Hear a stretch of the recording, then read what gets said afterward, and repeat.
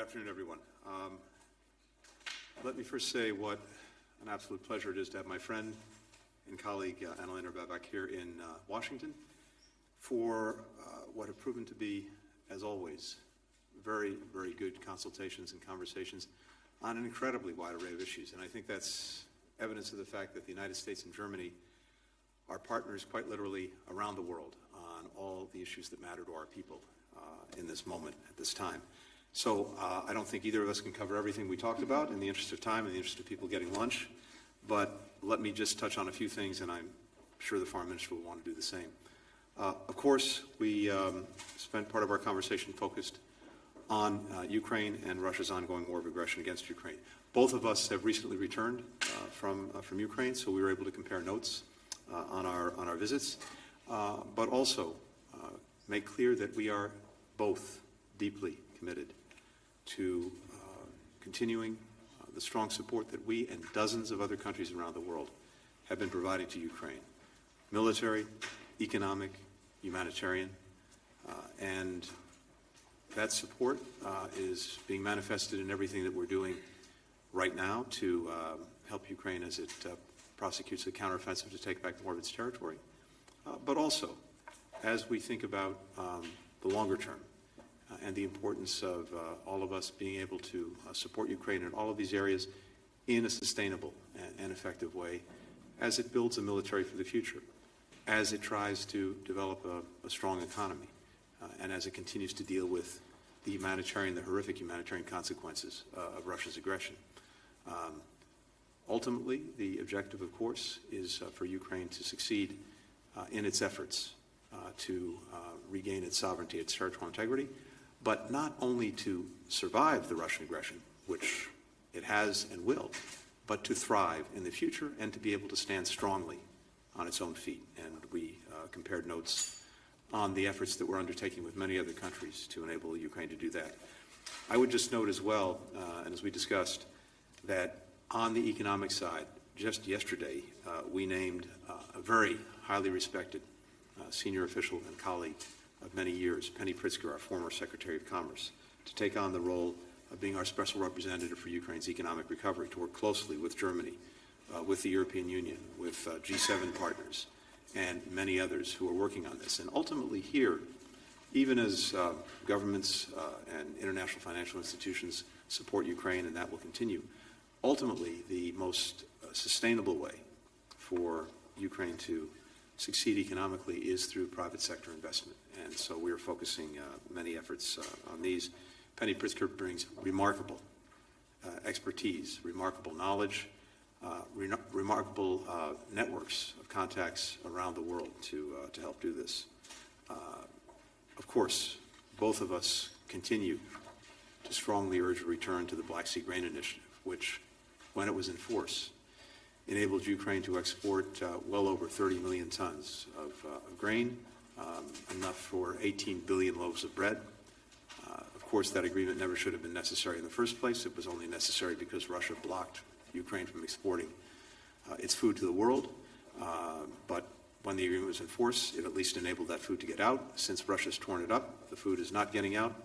The people who are suffering the most are in developing countries. Greater food scarcity, rising prices for everyone, even those countries that were not directly getting the food from Ukraine. And we know, of course, that most of the grain getting out of Ukraine under the Black Sea Grain Initiative was going to developing countries.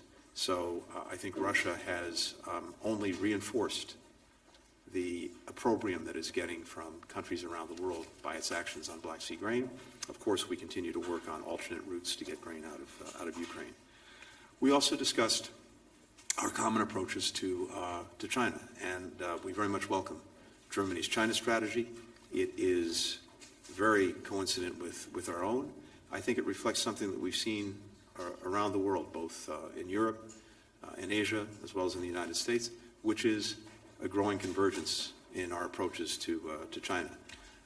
Both of us, among other things, share the goal when it comes to our economic relationships of de-risking, not decoupling. This was further articulated in, I think, the very strong speech that President von der Leyen gave in her State of the European Union remarks just the other day. We're also very much aligned in our support for peace and stability and maintaining the status quo when it comes to Taiwan, as well as throughout the region. Finally, I think it's worth highlighting that we spoke about regional security in Europe, and particularly Bosnia and Herzegovina. We very much appreciate Germany's leadership when it comes to limiting some of the financial flows to the Republic of Srpska's President Dodik, to both rejoining and strengthening EUFOR's Althea program. And we talked about how the European Union can maintain pressure on actors who are putting Bosnia and Herzegovina at great risk, notably Mr. Dodik, using all necessary tools and boosting the capabilities of the stability mission. Finally, I would just note that Germany has been such a critical partner when it comes to NATO and our work for security and stability more broadly. Its leadership in fulfilling the Vilnius commitments on NATO capabilities has been instrumental. And I would be remiss if I didn't note as well that when it comes to Ukraine, among individual nations, Germany is the second largest provider of support to Ukraine in the world after the United States. That's the kind of leadership we've seen from Germany. That's the kind of leadership that I'm so appreciative of coming from Foreign Minister Baerbock, who's been among my closest colleagues throughout these past year and a half when it comes to dealing with Ukraine and so many other issues. So, Annalena, with that, let me turn it over to you. I guess we'll also have the pleasure of spending the week together in New York at the UN General Assembly. Well, thank you very much, and thank you very much for the warm welcome today and also yesterday evening. I will speak in German, also for the German media. Meine sehr geehrten Damen und Herren, ladies and gentlemen, mit den deutsch-amerikanischen Beziehungen ist es ein bisschen German-American relations are a bit like it is with good friends. It's not only about picking up the phone. It is important to feel a real connection, especially when you're not. And also knowing when the other is not there, but that he's still there in the background and that you can rely on him. And in these times, the Biden administration is making a huge contribution to that. And also the trust-based relationship between the Chancellor and the US President, and also the close exchange between the two of us. And I would like to thank my colleague Tony Blinken. Tony, thank you so much for that. One could also say the Atlantic has shrunk a bit thanks to you. And we've seen it over the last 1.5 years again and again, that we're not divided by an ocean, but that this ocean is linking us. During my visit to Texas, I was able to see that it is worth every effort to invest in this friendship, in the diversity of the people who carry this friendship forward, because it is this diversity that is the strength of our democracies.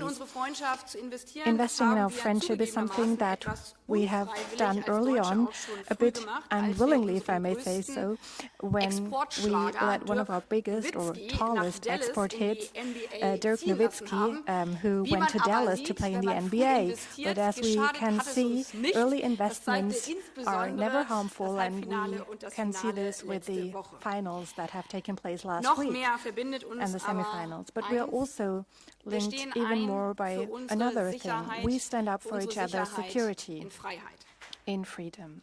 We Europeans, and especially we Germans, have taken our own security too lightly for too long. These times are over, once and for all. In Germany, we have flipped the switch.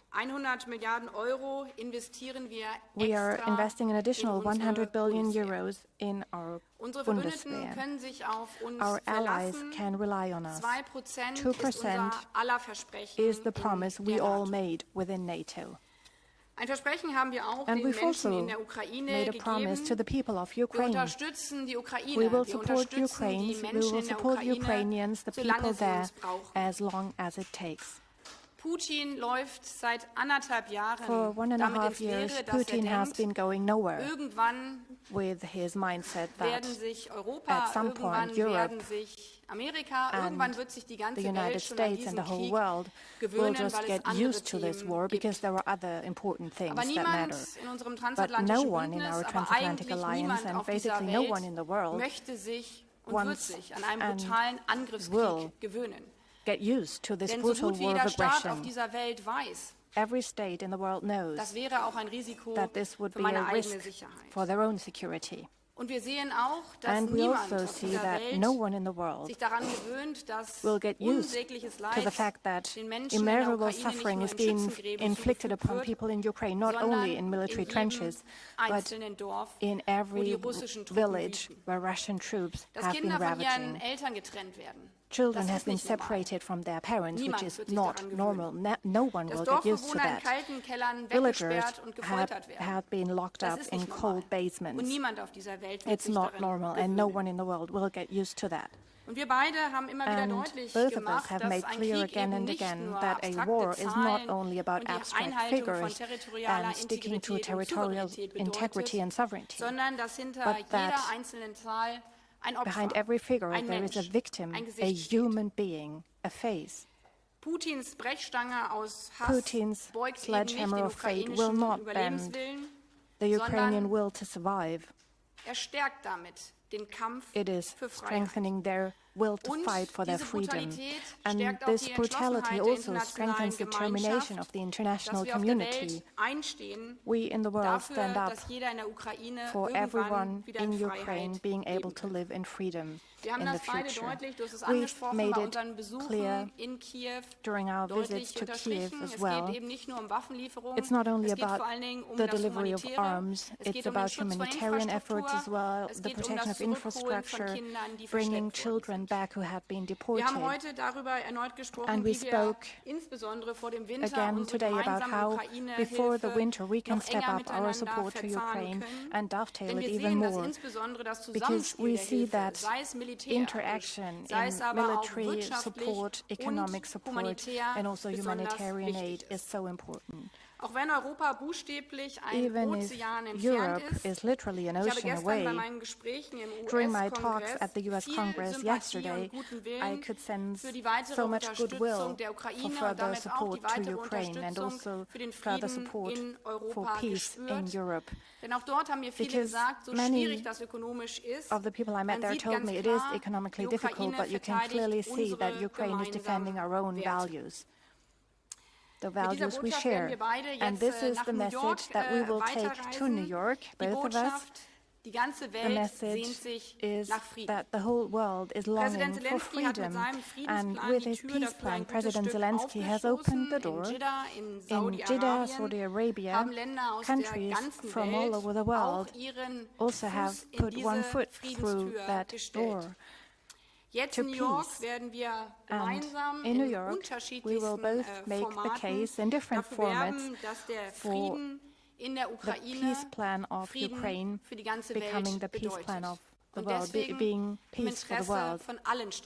And we will make clear that it is in the interest of all states. We've asked many countries for support over the last 1.5 years, and we need to be self-reflective here. Many countries, especially in the beginning, asked us again and again, why should we support you now that your peace in Europe is at stake when you've been so busy with yourselves when we needed you? And this is also something that shows that these are different times than 30 or 40 years ago. We work together in formats like the G7, NATO as well, but also many other international bodies. We've made it clear, yes, some things we've done in the past were not the right thing to do, but we want to shape the future together. We want to do better, not only for our own countries and our own regions, but together with others. And this is why our global outreach, as we call it in technical terms, within the G7 and within NATO, within the United Nations, is also a place where we dovetail our initiatives. We want to work more closely together with countries whose partnership we might have taken for granted too often over the last years. So we also talked about the fact that not only Germany has opened an embassy in Fiji, but I learned that there are 4 new embassies also on the American side in the region. And daring more democracy, especially in times of this brutal war of aggression, is also something that unites us. Daher verfolgen wir als Bundesregierung, auch daher haben wir heute drüber gesprochen, gemeinsam unsere Anstrengungen im Indo-Pazifik, wo ihr natürlich eine besondere Rolle spielt, auch mit Blick auf China, wie wir eine konsequente Politik der Risikominimierung gemeinsam angehen können, und zwar gemeinsam nicht nur zwischen uns, sondern auch mit vielen anderen Partnern auf dieser Welt. Dear Secretary, lieber Tony, diesseits und jenseits des Atlantiks schauen viele Menschen, gerade auch junge Menschen, in unseren beiden Ländern, auch das verbindet uns, sorgenvoll auf die Brüche in unseren Gesellschaften, die Menschen voneinander in unseren eigenen Ländern entfremden. Und deswegen ist für unser Eintreten für Freiheit und Demokratie in der Welt eben auch die Stärkung unserer Demokratien gemeinsam so wichtig. Es macht uns stärker, wenn wir uns als Demokratien auch intern immer wieder selbst hinterfragen und zugleich zeigen, dass Zusammenarbeit von Demokratien uns gegenseitig stärkt. Als Freunde und Partner, als Freunde und Wertepartner stehen daher die USA und Deutschland auf einem soliden Fundament. Darauf können wir in Zukunft bauen. Und wir werden noch viel stärker, gerade die junge Generation, für die Transatlantik irgend so ein Wort ist, for whom transatlantic is a bit of an abstract term, we will get them on board. And this is also something that we cannot take for granted. We cannot just repeat the recipes of the past. We need to see how we can transform the transatlantic partnership and strengthen it for our young people. In that sense, thank you very much for spending so much time together with us. And in 1.5 years of this brutal war of aggression, we've addressed many topics, also bilateral topics that had been on the top of our agenda before. I would like to thank you for your hospitality. I'm delighted that our new ambassador is here now, Andreas Michaelis. You know him well, and we have a very popular face here with him. And not only in terms of foreign policy, but also on a bilateral level, we will be working closely together. And then we will enjoy the weekend before we meet again in New York. Thank you. The first question today goes to John Hudson with the Washington Post. Thank you, Mr. Secretary. The Biden administration is pushing hard for a normalization agreement between Israel and Saudi Arabia. And a lot of average Americans have questioned, why should the United States be giving something up so that these two countries can get along better? Since Biden took office, Israel has rebuffed requests to open a consulate. It has rebuffed requests to stop the expansion of settlements. And it has rebuffed requests to rethink the reforms of the judiciary that threaten its democracy. Saudi Arabia, by turn, has ignored several requests to not slash the production of oil. And the leaders, Netanyahu and NBS, barely disguise the fact that they would prefer a Trump presidency over a Biden presidency. So I wonder, does it make the United States and by turn the Biden administration look weak by so obsequiously catering to what these countries want, who are not actually at war with each other right now? John, I love the formulation of the question, especially the obsequious part. A few things. First, normalization between Israel and Saudi Arabia, were it to be achieved, would, in my judgment, be a transformative event in the Middle East and well beyond. Transformative because we've now had 4 decades plus of turmoil in that region in one way or the other, going back to 1979. You can go back, of course, even further. Moving from a region of turmoil to one of much greater stability and integration would have profound benefits for people in the region and, I believe, profound benefits for people around the world. And, of course, in one way or another, we've been drawn in time and again to that region when it was in turmoil, when it was in conflict. Having a region defined by normalized relations between Israel, its neighbors, and countries beyond, defined by integration and people working together in common cause on common projects that will benefit and improve people's lives, I think would be a singularly positive event. Having said that, first, as important as it would be, it could not be and would not be a substitute for Israel and the Palestinians also resolving their differences and, indeed, in our judgment, continuing to move toward and ultimately achieving a two-state solution. And it's clear from my own conversations, for example, with Saudi leadership, that any agreement that might be reached between Israel and Saudi Arabia when it comes to normalization would need to include a significant component for the Palestinians. Second, even as we are working on this, it remains a difficult proposition.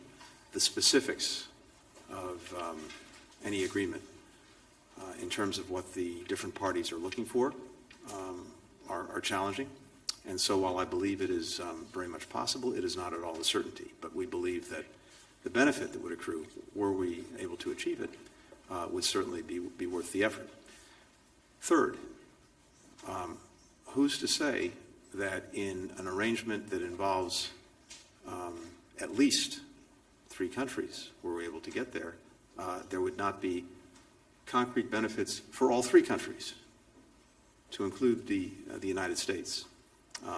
And we would expect progress on a number of issues in a number of areas that clearly are in our interest. So while I believe that normalization in and of itself would be very much to the benefit of the United States and many other countries around the world, as well as the countries in question, it's also very clear that there may well be specific things that will be important for us with regard both to Saudi Arabia and to Israel, as well as things they will need from each other, as well as things that other parties may well need. So it's a long way of saying we're not there. There's no guarantee we'll get there. We believe it's profoundly important if we can achieve it, but I would wait to see if something emerges, all of the details that come with it. Can you acknowledge that there's no active hostilities between Saudi Arabia and Israel? I would certainly acknowledge that there are no active hostilities, but I think we would all acknowledge what we've seen over the past decades, and I suspect we would all acknowledge the powerful impact normalization between the leading country in the Islamic world and Israel would have, not just in terms of relations between them, but well beyond the region. The custodian of the holy sites, Mecca and Medina, normalizing relations with Israel, I think, would resonate very, very powerfully. So, look, I don't think there can be doubt about the benefits of this, but the details of achieving it, again, remain challenging. But we're working on it, and we believe that working on it, if the result can be achieved, would be, as I said, quite literally transformative. Next question goes to Stephanie Bolton with Velt. Thank you. Secretary Blinken, did you ask Minister Baerbock if the German government was willing to exchange a Russian spy who killed an opposition politician in Berlin for the Wall Street Journal correspondent currently imprisoned in Russia? And secondly, there are reports today that the US government believes that the Chinese defense minister has been placed under investigation. Can you confirm this? And what conclusions does your government draw from the apparent turmoil in Beijing? Thank you. Thank you. With regard to the first question about detainees in Russia, no, that's not something that we discussed today. With regard to the question of the Chinese defense minister, I don't have anything to offer on that. I don't know about the status of the defense minister, and in any event, ultimately, these are issues for the Chinese government to decide. We remain fully prepared, as we've been, to engage with the Chinese government, whoever happens to be holding the positions of responsibility at any given time. just as I did when I went to Beijing earlier this summer.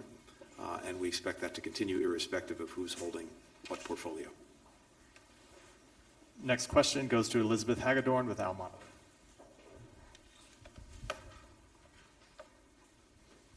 Thank you. I'd like to ask you both about Iran. Minister Baerbock, Iran has threatened to respond to the E3's move yesterday on sanctions. Have you coordinated with Washington on how to offset that response? And also, after speaking with your Iranian counterpart on Wednesday, are you any closer to securing the release of U.S. resident and German national Jamshid Sharmad? And Secretary Blinken, what do you make of the recent growth in Iran's stockpile of 60% enriched uranium, but the apparent slowdown in the pace of enrichment? Does this motivate the U.S. to pick up where the P5+1 left off a year ago, or instead work with third countries to cap the program in some sort of lesser deal? And also, as Iranians mark the anniversary of Mahsa Amini's death, there are those on the ground who say they don't want to see the U.S. negotiating with any deal that could see the freeing up of funds that could be used nefariously by the Iranian leaders who oppress them. What's your response to that? Thank you. I will speak in German again. We have not only exchanged today, but over the last months, and actually since I took office. And we've often talked about the Iran dossier, especially with regard to the nuclear threat. After the Iranian regime having violated and having continued the nuclear program, and also with regard to the second part of your question, with regard to the massive reprisals against their own population. And the E3 partners, France, Great Britain, and the Federal Republic of Germany, yes, we made it clear yesterday that we uphold the remaining nuclear sanctions due to the fact that the Iranian nuclear program is so advanced. And these are direct impacts from the severe and continuing Iranian violations against the JCPOA that have been ongoing since 2019. At the same time, we remain open to a diplomatic solution because the goal needs to be to avoid regional proliferation. I'm sorry? And then the consular cases. Wir werden, glaube ich, beide sehen wir das so, unsere Konsularfälle nicht gegenseitig von der Seitenlinie kommentieren. Und angesichts, dass das sehr sensible Fälle sind, kann ich auch jedenfalls persönlich zu einzelnen Fällen hier an dieser Stelle nichts sagen. Cannot comment on individual cases at this point. Elizabeth, with regard to nuclear matters, we, of course, both of us, many other countries have long-standing concerns about Iran's nuclear program. The agreement that was reached some years ago, the JCPOA, had the very important benefit of putting that program in a box. Unfortunately, in leaving that agreement, we created an opportunity for Iran to get back out of the box that we put it in. And we've now been dealing with some of the consequences of that decision over the last couple of years, including things like enrichment at higher levels, greater accumulation of stockpile of enriched material, etc. We are determined, President Biden is determined, that Iran will not acquire a nuclear weapon, one way or another. We continue to believe that diplomacy is the most effective way to achieve that result, but there's no active diplomatic engagement on that question right now because of the steps that Iran has taken, as well as its refusal or inability to get back into mutual compliance with the JCPOA. The steps that you've alluded to would certainly be positive in the sense that moving away from further enrichment, further accumulation of stockpiles is a good thing. But in the moment, we're not engaged in discussion or negotiation with Iran about the nuclear program. But it would be important to see steps by Iran to continue to move back away from the thresholds that it's been moving toward since the JCPOA was ended. Tomorrow is indeed the anniversary of Mahsa Amini's death. Just this week, we have imposed additional sanctions on Iranians responsible for the crackdown against peaceful protesters and those responsible for repression. This follows numerous actions that we took in the wake of her death and during the protests a year ago when the Iranian government began firing on peaceful protesters, disrupting internet access, taking other steps to repress its own people. We took action both in terms of the sanctions that we imposed on those responsible for the crackdown from day one. We provided means by which Iranian citizens could continue to communicate with one another and with the outside world. We strongly supported an unprecedented session at the United Nations Human Rights Council. We created a fact-finding mission to look into, on behalf of the international community, the aggression by the Iranian government against its own people. And we continue, as I said, by the actions we took just yesterday in marking Mahsa Amini's death, to do just that. When it comes to funds and resources for the Iranian regime, and I think you're referring specifically to the agreement that we're in the process of implementing to return home 5 Americans who've been unlawfully detained in Iran, one going back 8 years, I'd say 2 things. First, when it comes to getting Americans out of jail and back home who've been unjustly detained anywhere in the world, I'm happy to take any criticism that comes my way for that. I view it as job one, to do everything I can to bring Americans home. And under this administration, we brought nearly 30 Americans home from places around the world who are being unjustly detained, in many cases in the most horrible conditions. I know the impact this has on them, on their families. I've talked to virtually all of the families in person or by video over the last 2.5 years. And so this is very, very important to me. It's important to the President, and we're willing to make hard decisions to make that happen. In this specific instance, the resources in question, Iran's own money that it had accumulated as a result of selling oil at the time, legally and lawfully, our sanctions have from day one exempted the use of these funds for humanitarian purposes, and the agreement in question is simply allowing the transfer of these funds from one bank in one country to another bank in another country where they can be used exclusively for humanitarian purposes. I view that as a sensible arrangement, and if it's facilitated the return home of Americans who are being unjustly detained, I think that's a good deal for the people in question and a good deal for the United States. For the final question, Paul Anton Kruger with Süddeutsche Zeitung. Thank you very much, and allow me to take you back to where you both started off, Ukraine.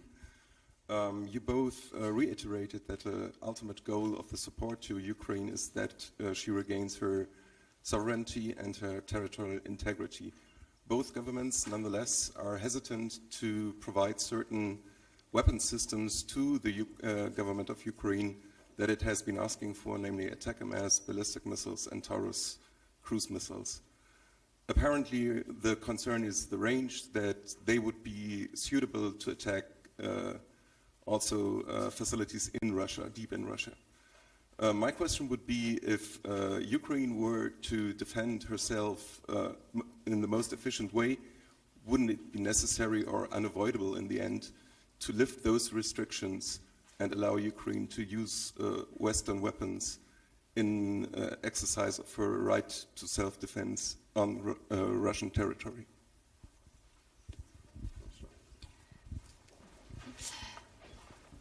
Ich habe mich mehrfach zu dieser Frage ja schon geäußert, deswegen mache ich es einigermaßen kurz.